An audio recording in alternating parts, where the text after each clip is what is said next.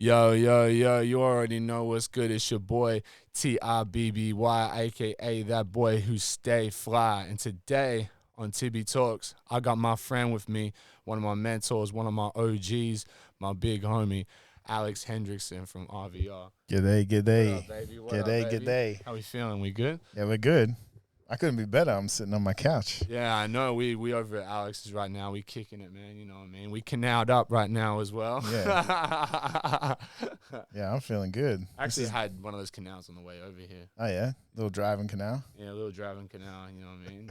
Yeah. You did another podcast this morning, huh? I actually did. This is like the first two probably ever podcasts I've done. The officials. I've done in the same day. Yeah. But I put on a different fit. Oh, you put on a different shirt? Oh, Yeah. So just in case. I appreciate that. I appreciate that a lot. For all my like hectic fans that I have out there, it's like, hey, he did that same podcast in the same day. I saw they him will wearing the never same know. shirt. No, they will never know. No, So edit it. the real question here is, Alex, how did it all begin? What started your journey in this musical world? Because for the people who don't know you, you work quite closely with Warner, right? Yep.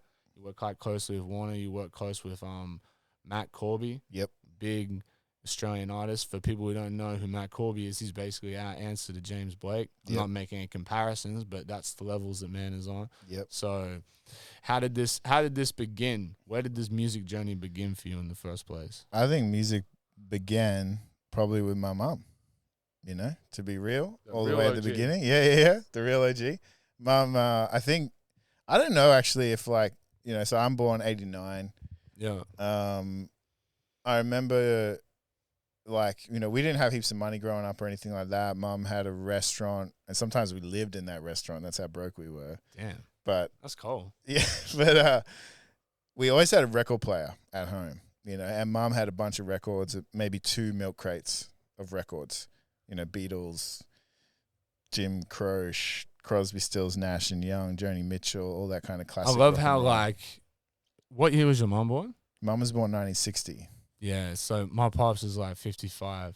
So their music is ultimate. That's right. Dad has this big crate of vintage 45s. You couldn't play in them, moldy as shit. But the selection is whoa, you had that? That's right. Yeah. So we had the records at home, but at the restaurant, I think one of the big investments Mum ever made was a CD player. Yeah. Which wasn't cheap back then, No. to get a CD that's player. $800 or something. It would have been, I don't even know. Probably, it was a lot of money. Definitely a lot of money for us, but really important, I guess, for a restaurant to have music playing.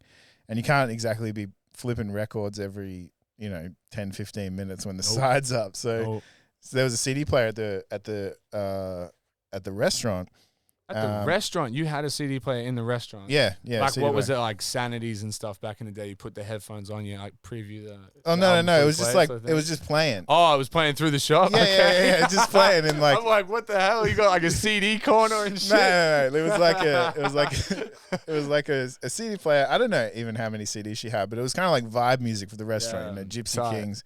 It was sort of Mediterranean food, things like that. So it was Gypsy Kings, Tracy Chapman. Kind of things like that, I guess. Sort of that 90s music. Yeah. Deep Forest was another one, which is one of my all-time favorite records still to this day, 1991. Peep Game. Yeah. French producers making that, sampling, all sorts of crazy shit. Yep. But that's where I think my love of music came from because, not only that was Mum had musicians play sometimes. Mm. So, entertaining the crowd, I guess, entertaining the people coming to eat. And there'd be a local artist or something, someone playing guitar, singing, whatever, for the whole evening. And I think I kind of just took that for granted because you don't see that all the time now. You got shows and stuff like that, but you don't really go to a restaurant or somewhere you eat and there'll be just some cool musician kind of playing in the corner. Yeah, that's not really a thing. It takes a really unique place for that to kind of take place now. Yeah. Right? So that's when they were these musicians, I'd always just be fascinated by them. Yeah. Chatting to them, can I play guitar? I didn't know how to play or anything, but some of them would then sit me down and sort of, start teaching me chords and stuff like that. So I was probably I think I was 10 and that's when I learned to play. You're a sponge at that age too. Yeah. You're so young. that was like, and I think the first track I'd ever learned on the guitar was like "Damn It" by Blink-182. Yeah, damn, because you can still do a simple version of that. Yep. And so that was the first ever thing I played on guitar, and I think from there I just kind of got the fever. You know, it was like music. This is something else. Yeah, it's an expression of like the Most High. You know what I mean? Yeah, yeah. That's cool, man. Yeah, that's real dope. So that's like the beginning of it all, and I guess like the sort of the main like points that throughout life, I guess, where you find so that was like my mom's music. Yeah. So I loved all that stuff. I loved all but it was her music, and then it wasn't until maybe I was like 14, I guess. And I watched like Channel V growing up. Loved Rage. Like, Rage. Yeah, Rage was big. Yeah. Actually, all of us Aussies. I watched Rage. I was just thinking. I used to tape it. I used to tape Rage when it would go from like 2 a.m. to 6 a.m. In the morning, because they were like the raunchy, like edgy videos were on there. Yeah, D12 and shit like on there, and it's just like, so I used to do that too. And I remember like me and my buddy Corey would be like, but either we'd record it all or you'd just be like waiting. And you'd be like, D12 was like 10th last week or something. Yeah. So like we got to wait for it, and we'll like hit it right. And like I had to go to other friends' houses to stay up that late. I couldn't stay up that late. My parents would whip me. Yeah. So and then that was sort of I guess the beginning was like hip hop. And I had some like local kids in the area that would make tapes, and they had things like Insane Clown Posse. Oh, I listened to ICP. I listened to ICP as a kid, 100%. The Juggalos. As a 12-year-old. I know. I was probably about the same age. My older cousin put me onto them. Yeah. And they were like, I didn't know how culty and weird it was, but it's definitely on a whole other spectrum of music like that. I remember laughing about it more than anything. For real. Being like, I can't die and all this crazy stuff. Crazy shit. Yeah, they used to write some really insane The Dating Game and stuff like that. I remember that. Did that have Snoop Dogg on it? That song? I don't know if that one had Snoop, but that was the one with like they were interviewing like a girl and like what would you do if like we were dating, and that was just the most crude shit that they'd come up with. Word. But as a 12-year-old, I think I was 10 at that point. I was grade 5 when I got that on tape. But the tapes that these dudes would make would have like a mixture of, ICP, NoFX, Pennywise, I guess like early Eminem, D12 kind of stuff. Things like that. But it was always like punk and hip hop. That's always on the same tapes, like everyone's skating, everyone's surfing, and the music sort of started that was the vibe. That way. That was the vibe. Yeah, that's right. Then we moved away, and then it was like, that's when LimeWire came out. So like when I was like 13, I guess, like, so you had LimeWire, had the ability to download music online, and that's when fully. But you'd always get like fucking best prize. You'd think you're getting something, and you're getting Soulja Boy. Yeah, every song was Soulja Boy. What a genius! What a genius. Absolute genius. Either that, or it was I did not have sexual relations with that woman. That's true. Yeah, I got that every time too. Yeah, you'd be like, I got the new drop of this person, and it's fucking some Bill Clinton shit. Yeah. But that's when I started getting the emo music. So this would have been like early 2000, 2001 to 2006, I guess. That sort of was big that, emo that time period. Yeah, huge. But you can only get that music online. Like, it wasn't really in record stores yet, even though some of them were starting to get more famous. It really wasn't until like My Chemical Romance and bands like that that sort of. What was that shop that was here? Oh, you weren't living in Brisbane at that point, were you? I was in Townsville. Yeah. Yeah, we had 2 record stores up there, and like one was called. It was funny. One was called Revolver and one was called Pet Sounds. Yeah, which is funny that one was named after a Beatles record and one after a Beach Boys record. But they would order CDs in for us. They were cool enough. Like it was old school enough and like locally owned enough that they'd order it in. We used to have Kill the Music. Used to be. I remember Kill the Music. Yeah, Kill the Music was a place that all the emos and stuff would go. I wasn't really kicking it there, but like I knew about it. Well, Paul Vogue married me and my wife actually. So Paul, who owned Kill the Music, is also a celebrant. What? Yeah. So I remember going into his store, when I was a kid. As soon as I came to Brisbane, it was like straight into Kill the Music. You could get November Jeans. You could get all all your the best Macbeths. shit. Yeah, you get your Macbeths, your vegan Macbeths. Yeah, that's right. Oh, man. That's crazy. He gave you away at your wedding. No, he didn't give you away. He's the celebrant. Yeah, he married us. That is nuts, man. Yeah, I was like, there's no way I'm having anyone else but Paul. Man, shout out Paul, bro. Yeah, he's the best. And you know, like there was a sick Brisbane music scene. There was a sick Australian sort of hardcore scene that, you know, I don't know, I wasn't really like in a famous band or anything, but I felt a part of like the scene, just being a fan of the music. Part of the game.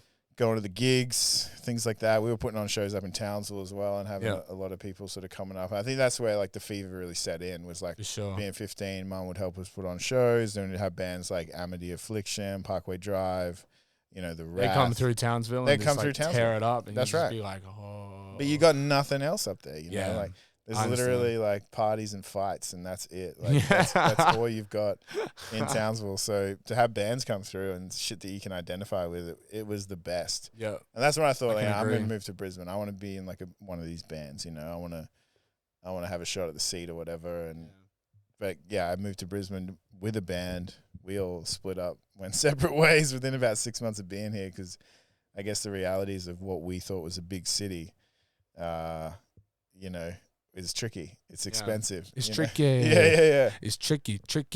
Yeah, man. Like, it would have been a huge difference. The rent would have been like, not like double, but it would have been like, you know, like an extra $80 to $100 a week for whatever he was paying or whatever, you know, at the time. Everyone had to get jobs. Like, none of us had jobs before then.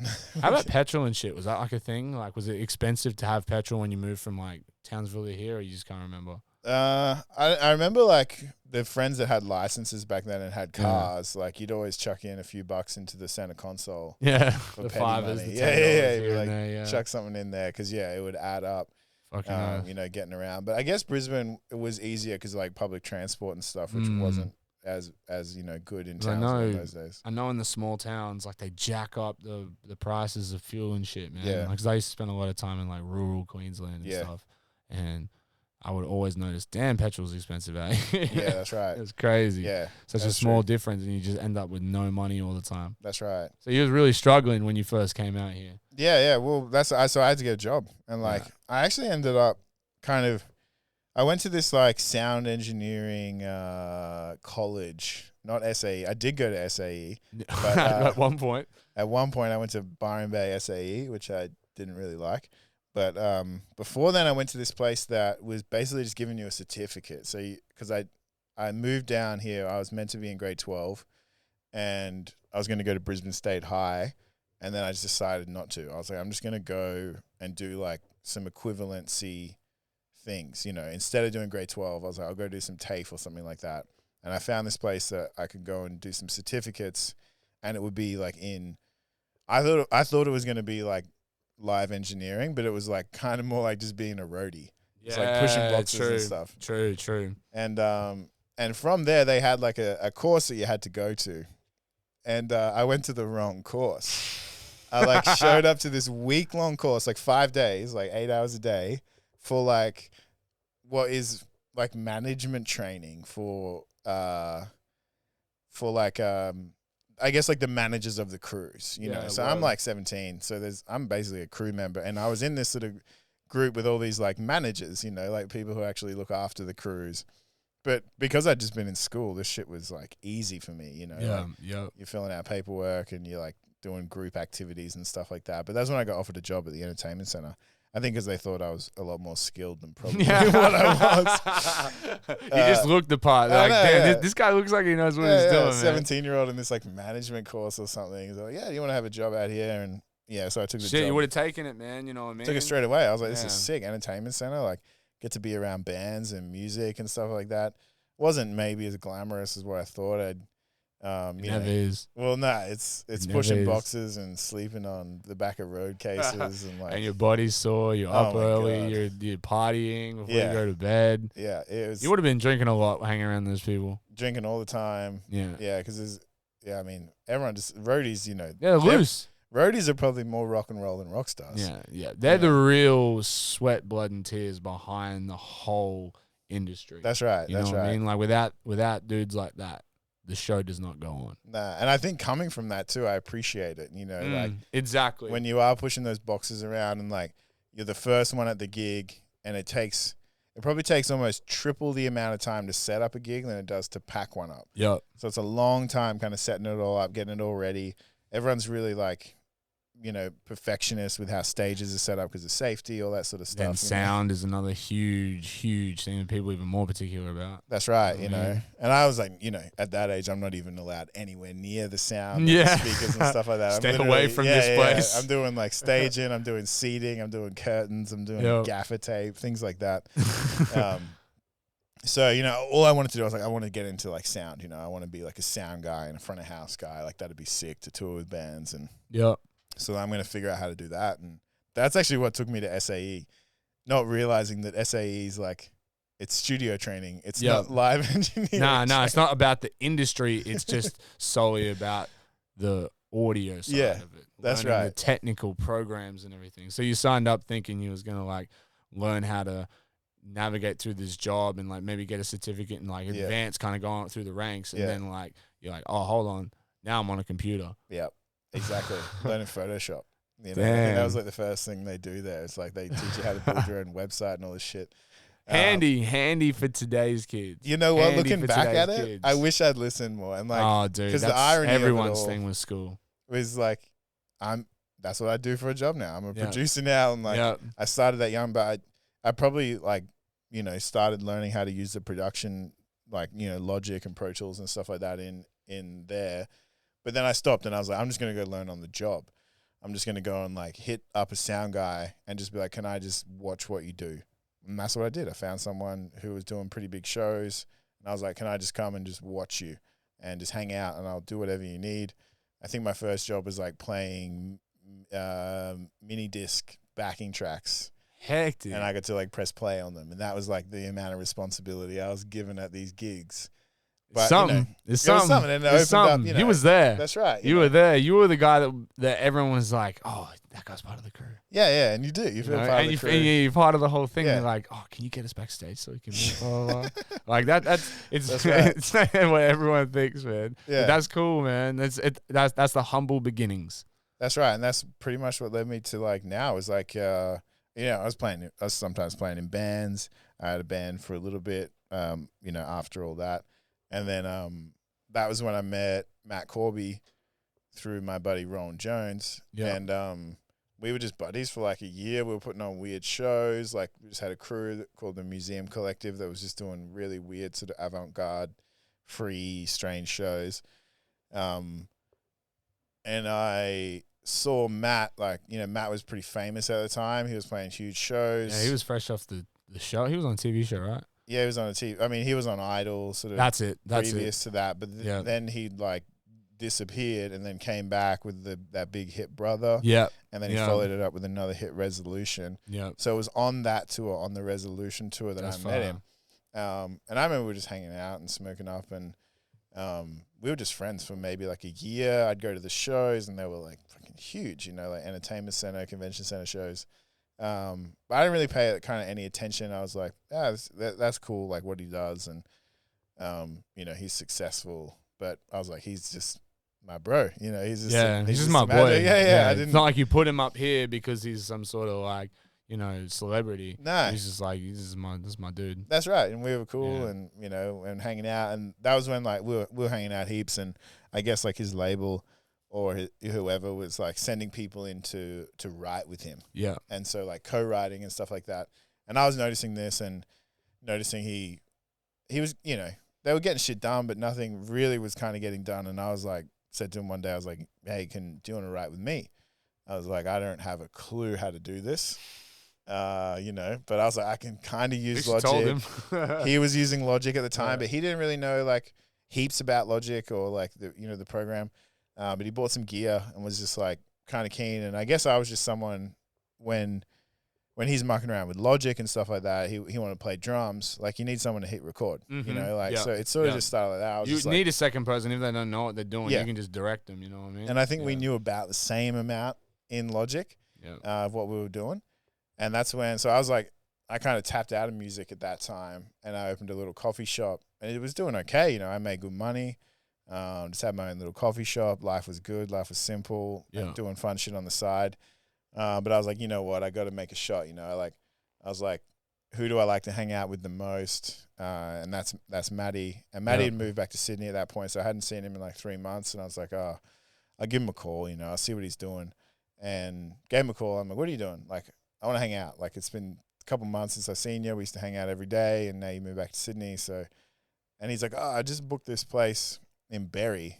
And for anyone, I don't know who knows where Berry is, but anyway, it's about 4 hours south of Sydney. In the sticks. Yeah, but it's a beautiful little town. It's like a real beautiful town. Sounds like a town that's off like Red Dead Redemption or something like Berry. that. I know, like the name Berry. Yeah. Yeah. I was like, I never heard of this place near Kangaroo Valley. Anyway, he's like, I booked out this place 3 months. Do you want to come down? We'll do some riding.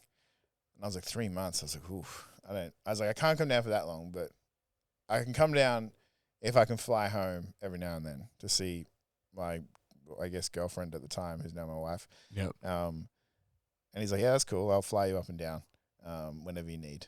And I'm thinking Berry's like half an hour from Sydney, but it's actually like 4 hours from. Yeah. So I get down there, like on the first like time we go down there, end up in this house that is empty because he's moving out of it. And he's like, I need you to drive my old car, like this old shitty Subaru that he had. And he just bought a new Jeep, and his dad had a van. And of course, me being me back then, I had a dead phone. Like, so I rock up with the phone that's dead already, straight off the bat, like no charge on it. Probably had no money. This car's just full of stuff. And he goes, all right, just follow me if your phone's dead because you can't get it in maps. And I'm thinking I'm thinking it's half an hour away max, you know. It's 4 hours away. And Matt drives like a bit of a lunatic, in my opinion. True. Sometimes. So he's swerving and just takes off ahead of you and shit. Yeah. He's not afraid to, to push the Jeep, and it was a pretty new car.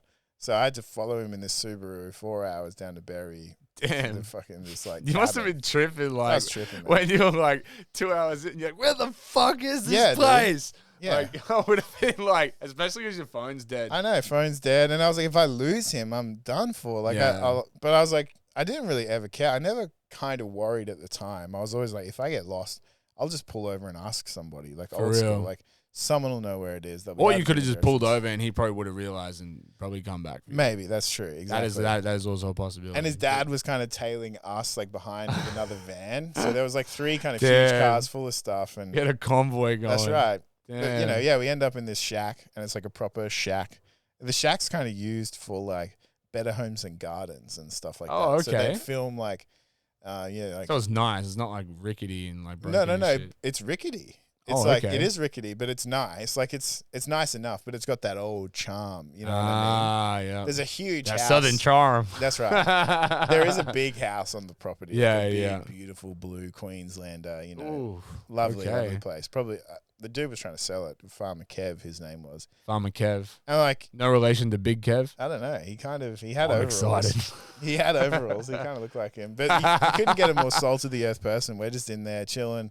We got a big setup. We're pulling in like 3 van loads of stuff. Like we brought in pianos, drum kits, all sorts of shit, and set up in there to write.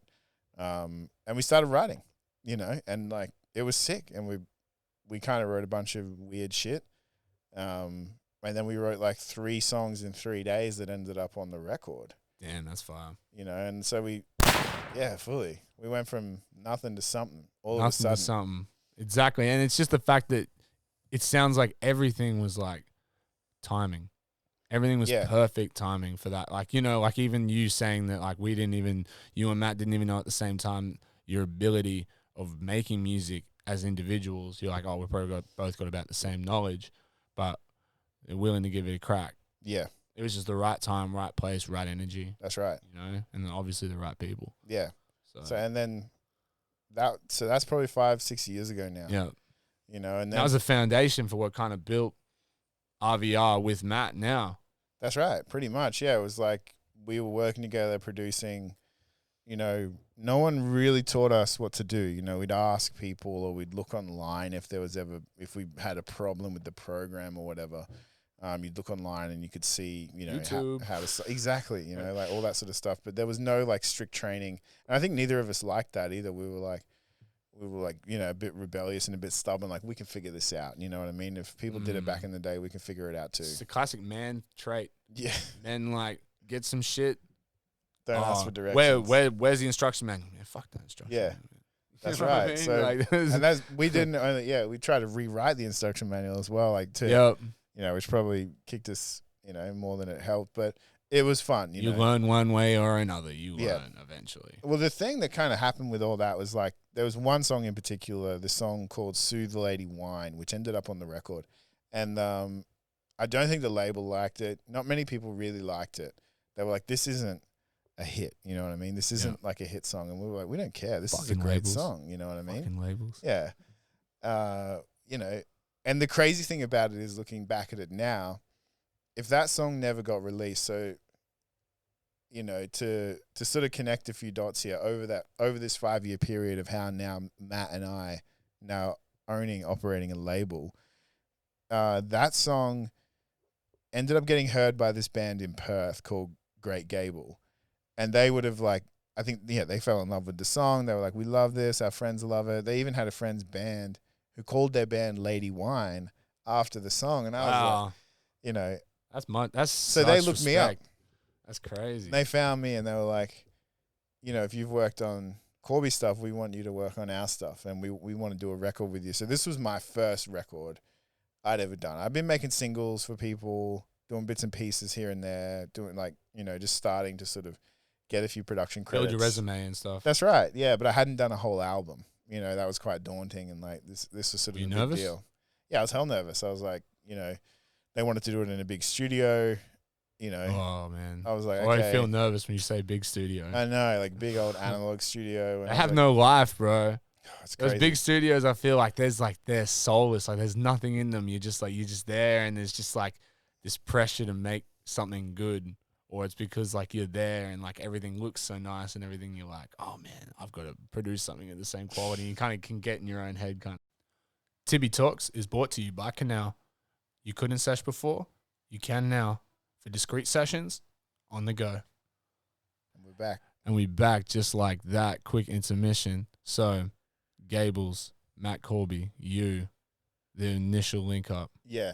So we're in the studio making this record. I brought Matt along. I was like, if you're keen, Matty, you know, you want to come work on this record with me, we'll produce it together.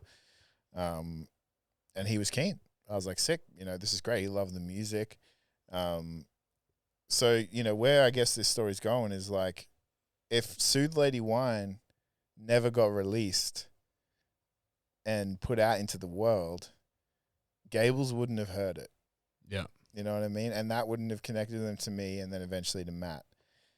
When we were all sort of hanging out, we realized like Great Gables selling out shows all around Australia, probably like between 500 to 1,000 cap shows in New Zealand as well. Damn, that's what's up. But they hadn't gotten played on Triple J.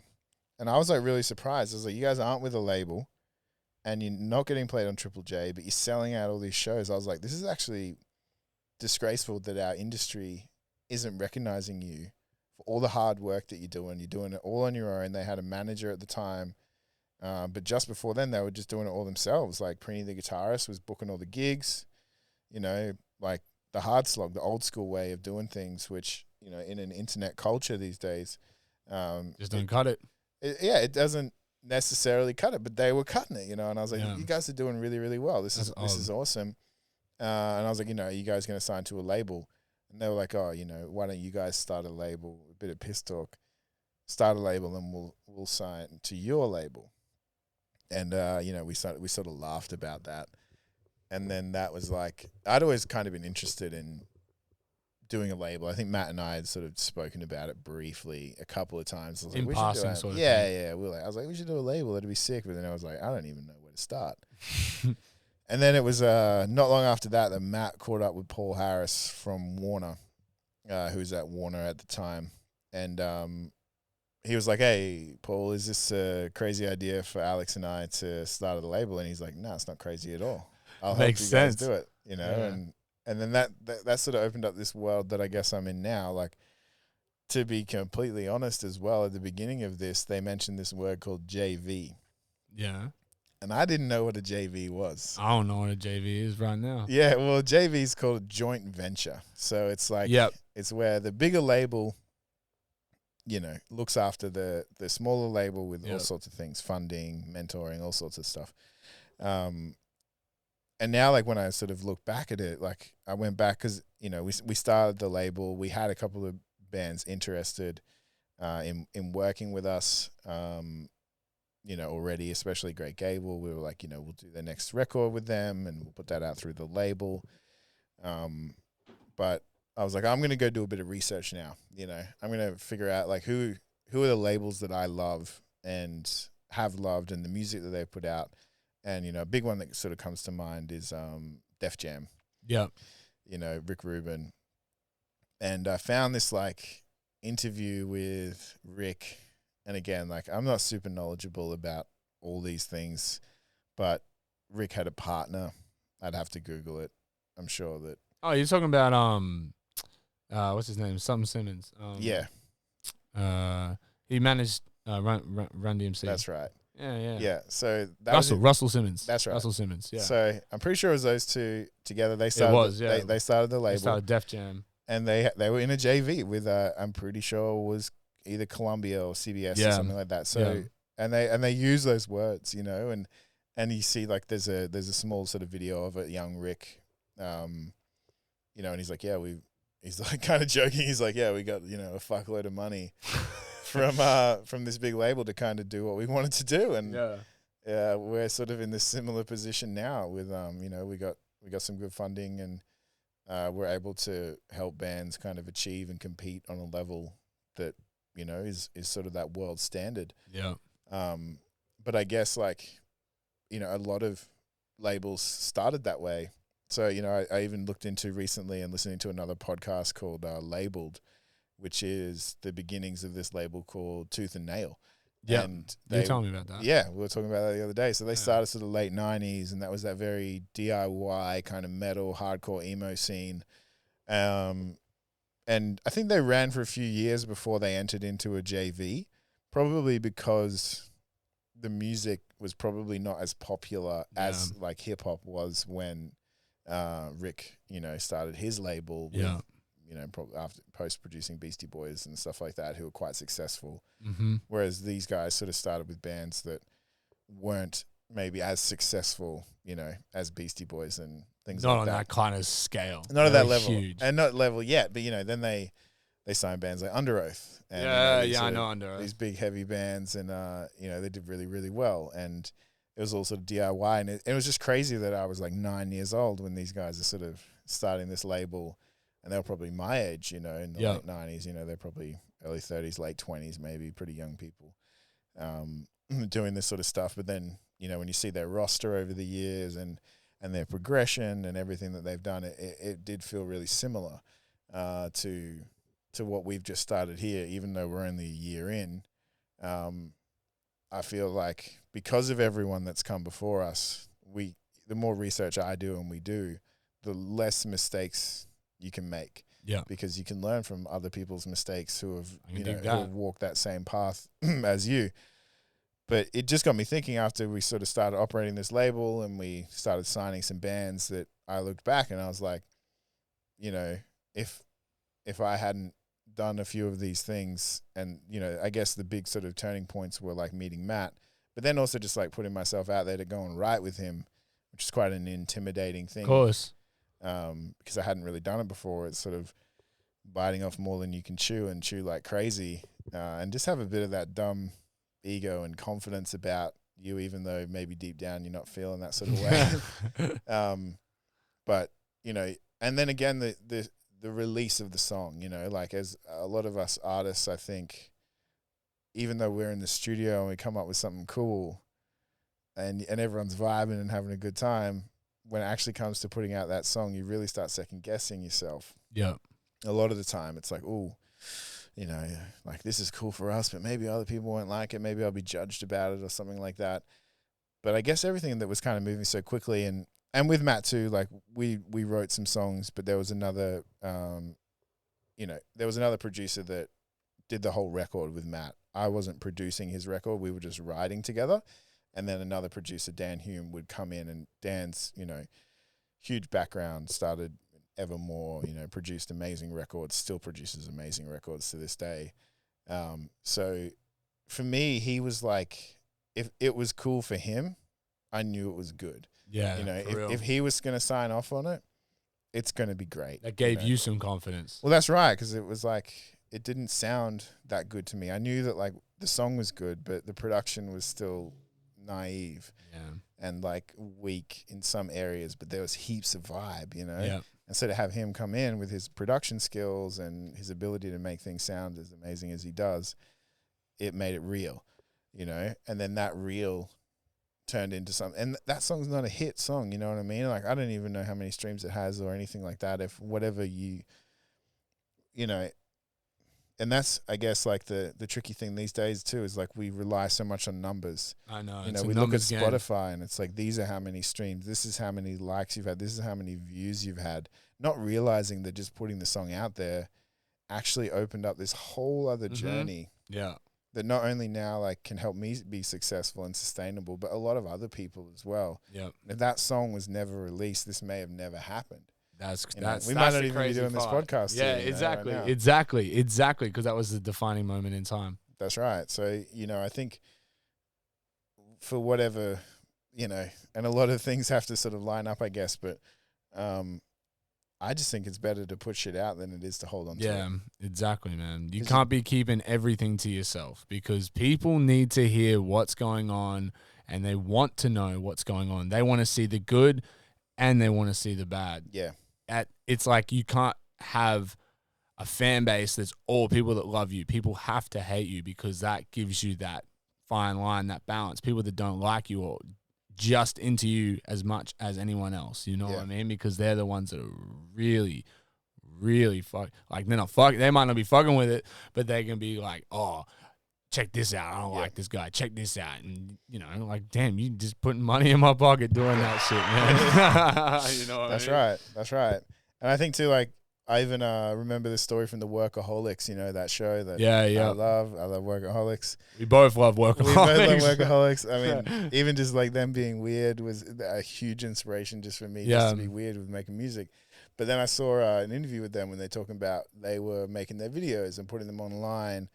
And they said they got maybe like 100 views.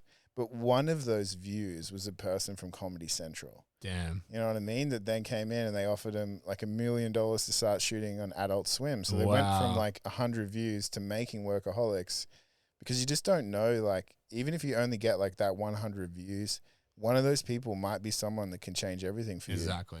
And I think that's the big thing. Like, yeah, okay, you might not get millions of streams or something, but if you're creating this impact, and I think a lot of people too, they you know, they go like, oh, even if this just helps one person, even if this song just helps one person out in the world. And I think that's admirable, but even if one person helps you is another way to look at it as well. Yeah, exactly. You know? I think that's a really good perspective. Yeah. I think that's a really good perspective because that's something that like not many people are going to share with you. No. They're not gonna tell you that. And now if we fast forward a little, you have signed the Gables. Yeah. They're on RVI and they just put out their first project. Yeah, for you guys. That's right. So they put out their song, you know, and I mean the last record it did get some Triple J love, which was great. So that really did set us up. Recognizing for this. Yeah, it's just awesome, you know, someone like Corby who's just, you know, set up a real platform for himself within the Australian music scene, and he's respected because he makes good music and he works with good music.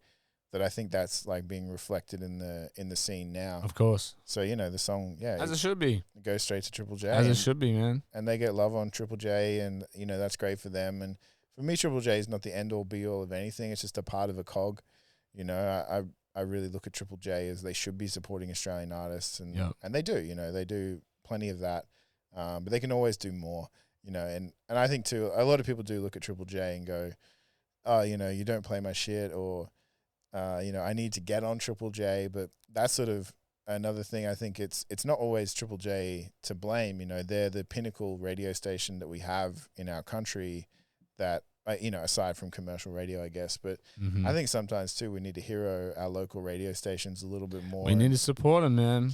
Yeah. They need us as much as, you know, we need them. That's right. And I think if we all, like, you know, big up our fucking local radio stations a bit more. And made it cool. That's right. We can make shit like that cool. It's up to the people, though. It's not up to these radio stations. No, it isn't, man. We got to show them the way. That's right. Because that's the whole point. Like, they're not going to just jump onto something. Yeah. We got to ease them into it, but, you know, through a natural way, not just forcing someone and making them trying to feel bad. Yeah. Not doing it. You know what I mean? That's not going to get you anywhere. And Triple J really, like, when they play your music too, it's about you following it up, and like it's about you going out and doing shows. Like, just them playing your music is not gonna, change your life necessarily. I mean, it might, but it's about how you follow it up and how you sort of continue on that. And whether that's live shows or whether that's connecting with your fans online, whatever your medium is, it's just up to you and whatever whatever makes you happy connecting with people. But that's really like how you sort of continue that journey. I think,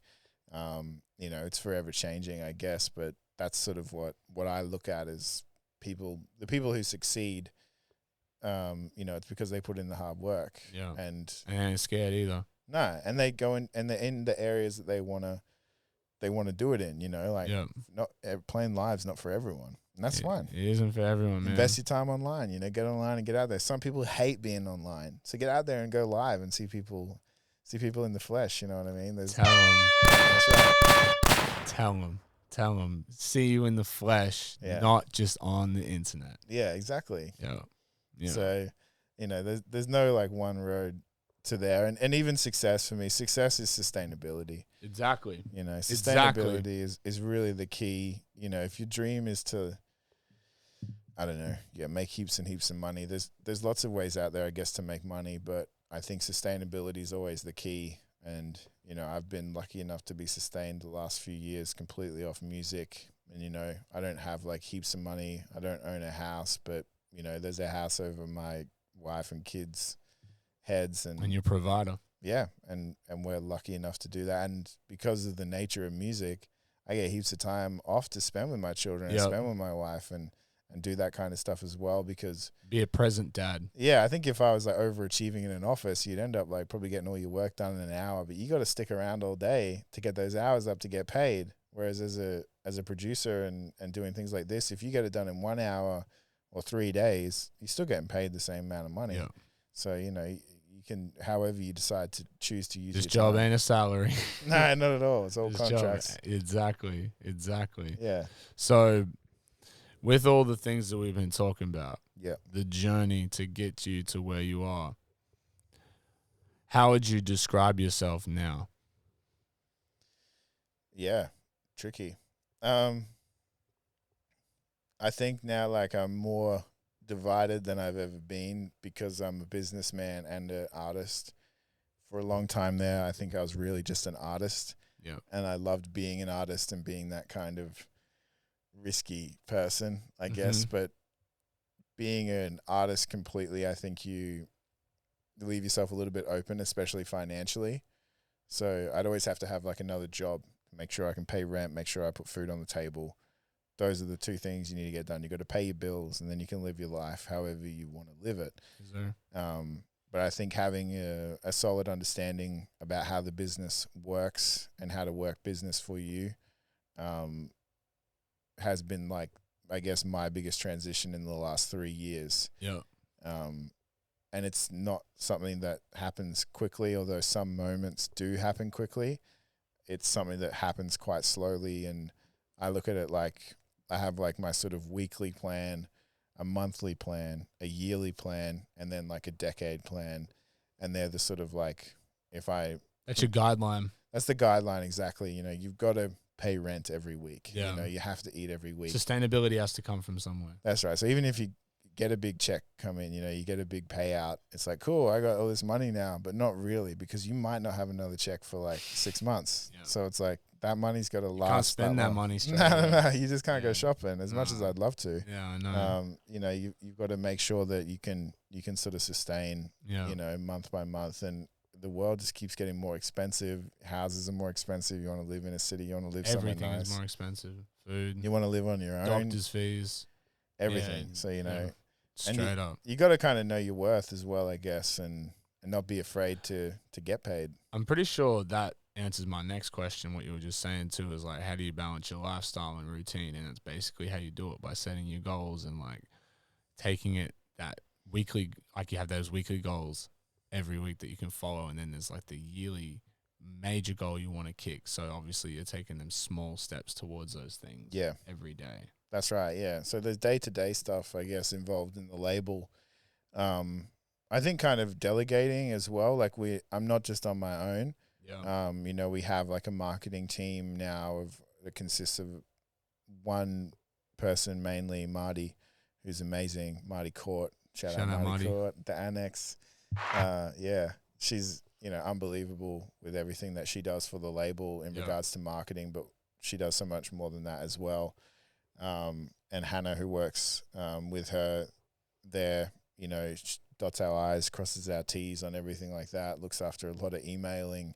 I like working face to face, you know. I much prefer working face to face in the COVID world. You got to spend a lot more time on the phone, Zoom meetings and stuff like that. It's not as romantic as what I love about the music industry, which is, yeah, we need to talk business, but we can get the business done in 10, 20 minutes, half an hour maybe. Yes, sir. And then let's talk about something else. Let's talk about where music's going, you know. Let's talk about the culture in Australia. Let's talk about the world culture. You know, those are the things that progress you and get you further. Whereas I feel like Zoom meetings, people just want to get it done and get out of there because it's not. It's more cool. like an inconvenience. It is a little bit, but it has to be done, and that's fine. Yeah. So yeah, and then we have, you know, our creative side, which is Jeremy Hancock, looks after everything creative to do with RVR. Matt's our CEO. You know, I sort of look at Matt as like the CEO of the label, and I'm like maybe the COO. He's like just signing off on stuff. Yeah, Matt's like we talk about big picture stuff together, but at the end of the day, like Matt's really good at making decisions. Yeah. You know, he really listens to his gut. He listens to his heart.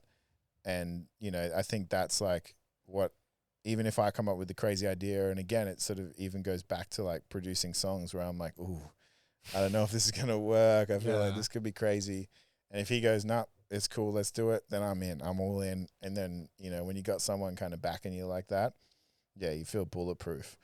And I think that's sort of, you know, what do they say? Yeah, you know, fortune favors the bold or something like that. And, I think that's true. Fortune favors the bold. I like that a lot. So with doing all these things for the label constantly and you having to balance your own life and this whole different realm of like managing a label and being a producer and everything as well, like you're constantly working. Yep. How do you relax? How do you switch off? Yeah. So I got two methods, really. One, weed. No. Weed. Yeah, of course. You know, the ganja. Yeah. Well, I don't drink anymore. I think a lot of people wind down with a beer at the end of the day or something like that. Yeah. But I prefer to have a little bit of herb. Yeah. But again, put one in the ear now. You know, I have a family, I have children. As much as I think a lot of people would probably love just being stoned with their kids all day, I don't really like doing that. So that's sort of like my time. My wife might, you know, have a glass of wine and I'll have a bit of herb.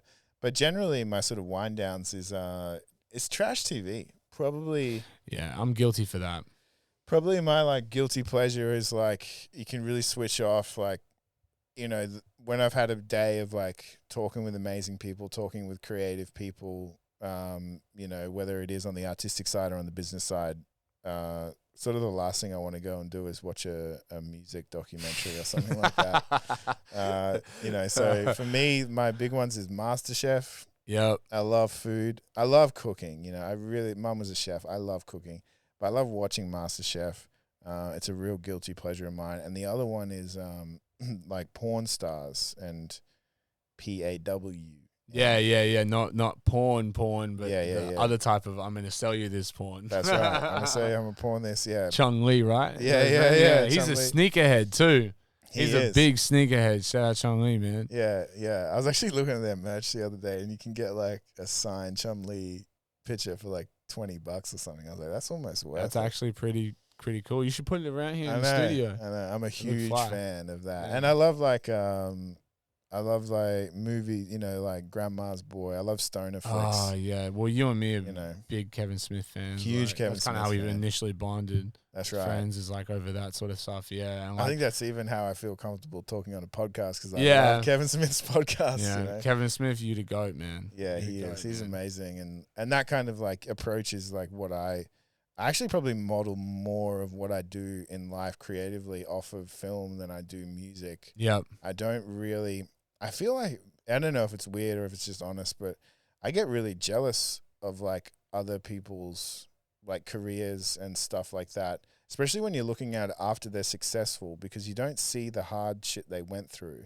You just see in the highlight reel of everything. You don't necessarily see all the grinding that they did. No. And that weirdly annoys me that I don't see, you know, all the hardship that they went through while, because that's what we want to see, but you know what Yeah. I mean? We really want to know that because we're like, answer my goddamn question, Yeah, you know yeah. what I mean? Well, we're struggling, you know what I Yeah. mean? I'm on some days I have struggling days and I'm like, where do I go? Where's my direction? What am I going to do here? Yeah. You know, and I don't want to go and like find inspiration from someone who's already succeeded and only telling you about all the good shit that they went through.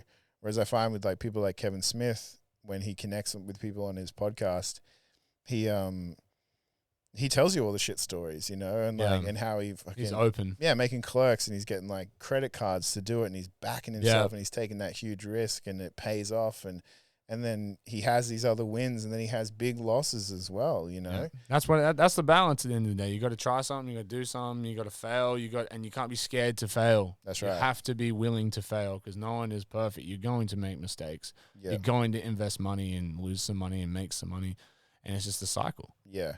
It's just a cycle. But seeing those people do that is what keeps you going. That's right. Yeah. And they did it themselves, you know, like, Honest like way. money can do certain things and whatever, but at the end of the day, like if you just start doing it. I can't give you anything in here, man. Nah, that's right. I never give you, like, you making a label isn't because you want to make money. You just want to make music full time and do this thing, you know what I mean? And no one else is going to do it for you, so you had to step up to the plate. Yeah. You know what I mean? That's right. You know, I think sustainability and not losing money is probably a nice one. Yeah. And sustaining is a great one. But also there is so much money to be made in music if you're willing to like go out and grab it. You know, every year there's more countries entering into Spotify. And I know that there's a lot of like bad things about Spotify and the royalties and all sorts of things like that. But, you know, we're in a capitalist society. There's things that are just like, you know, out of our control. But every year there's more people listening to music. There's more opportunities for you to get fans. And yeah, if you want to be some big multi-millionaire, multi-billionaire, you know, maybe not music because there's probably only very few people that can end up in that position. You got to stick it out, man. But there's plenty of people that are buying houses, living their lives, having good money, being able to do what they want to do. And there's heaps of them and they're everywhere. You just don't hear about them all because we just hear about the $1 billion deals that Jay-Z does, or and like Dre. the Dre does. You know what I mean? They're the big deals that we all hear about. But we don't hear about maybe some other people like, yeah, cool. I made $200,000 a year for 20 years. You know, like if that was something that I did, I'd be so stoked. I know. You know, I'd be so stoked. Like that would be great, and like you'd have so much spare time, and you know, you have the freedom and hopefully the mental health to enjoy it. Yeah. As well, whereas like anyone else who's making that kind of money is probably a lawyer and probably stressed. Yeah, and probably not enjoying their life. Yeah, that's right. And that is the purpose of what we're here to do. We're here to tell you the small things in our lives that help us enjoy life so much so that everyone else out there can benefit from the same thing. Yeah. Alex, we've unfortunately run out of time today, man. But I want to thank you for coming on and spitting this game to these people, letting them know your story. And I personally look forward to your growth and where things take you. And I want to say congratulations. And I can't wait to see the growth happen, man. Thanks for having me. Stoked to be here. RVR, Alex Henriksson, it's your boy, TIBBY. You already know the vibes. Thank you guys for tuning in today to Tibby Talks. And we out this bitch.